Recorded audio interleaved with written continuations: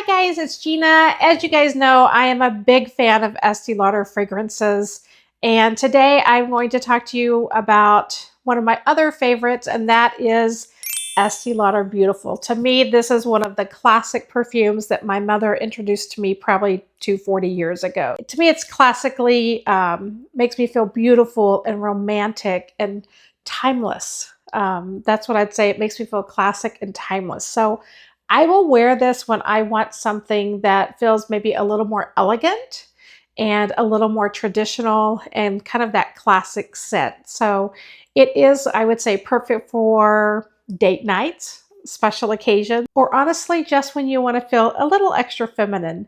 If you love classic floral scented fragrances that never go out of style, I think that you will find that you really love the scent Estee Lauder's Beautiful. I definitely think it's one worth trying. And I will say, as I mentioned before, I've already run out of my big bottle. I love that they put out these little small sizes that are perfect for carrying in like your purse or your makeup bag. So again, another one of my favorites, Estee Lauder Beautiful.